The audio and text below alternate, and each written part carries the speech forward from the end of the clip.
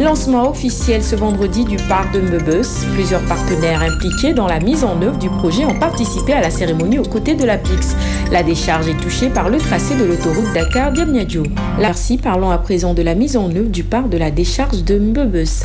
La cérémonie officielle d'installation du bureau local de l'ONG IAGU pour la fermeture de cette décharge a eu lieu ce week-end en présence des responsables de l'APIX, de l'ensemble des partenaires et de l'administration territoriale. La construction de l'autoroute à péage implique la libération de plusieurs emprises dans la décharge de Mbebeuss.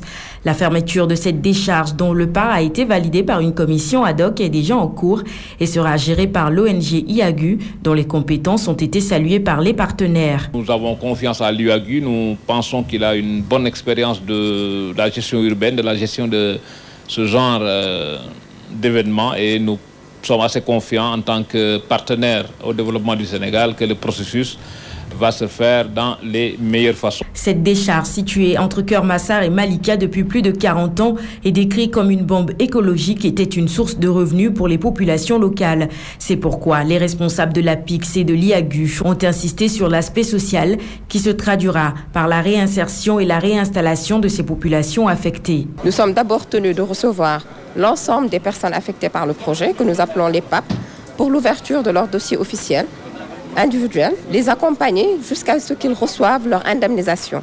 Parce que pour chaque PAP, il est prévu une indemnisation. Mais au-delà de l'indemnisation financière que reçoit la PAP, il y a également un accompagnement social. Il nous serait être question de procéder à une libération des emprises sans tenir compte de tous ces aspects-là. C'est ce qui explique que l'APIX justement s'implique dans le cadre ou dans la mise en œuvre de cette libération et appuie tous les acteurs de l'État concernés par cette opération de libération des emprises. Cette cérémonie marque l'installation du bureau local de l'ONG, une initiative qui réjouit les concernés et notamment la municipalité. Nous disons tout le bonheur que nous avons aujourd'hui d'assister à l'installation de ce bureau local de l'IAGU, à qui nous souhaitons bonne continuation, mais également un véritable achèvement dans le bonheur, la paix, mais également la santé des populations que nous représentons ici. La prise en charge des populations est une priorité pour les divers partenaires engagés dans la construction de l'autoroute de l'avenir qui doit relier Dakar à Diamniadio. Quelles sont les mesures d'accompagnement concrètes qui seront déroulées dans le cadre de cette reconversion de la décharge de Mbebeuss? Élément de réponse avec la directrice du bureau local de l'IAGU. Au-delà de l'indemnisation financière que reçoit la PAP, il y a également un accompagnement social que nous proposons aux PAP. L'accompagnement social pour les récupérateurs, ça peut être l'intégration du centre de transfert de tri pour continuer dans le métier de la valorisation des déchets.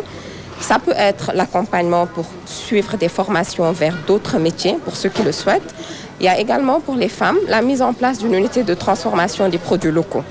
Et ça, en fait, toutes ces initiatives, tous ces projets que nous allons mettre en place, ça a été défini et identifié par les personnes affectées par le projet. Donc tout se fait de manière participative.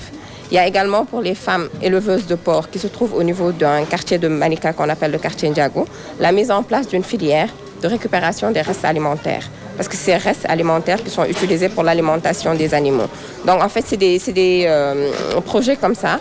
Il y a également tout un accompagnement pour les personnes que nous allons identifier comme étant des personnes vulnérables.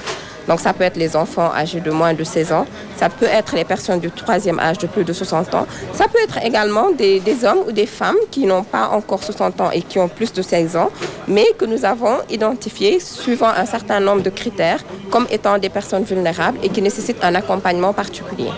Salimata Sekwan, directrice du bureau local de l'Institut africain de gestion urbaine IAGU. Le directeur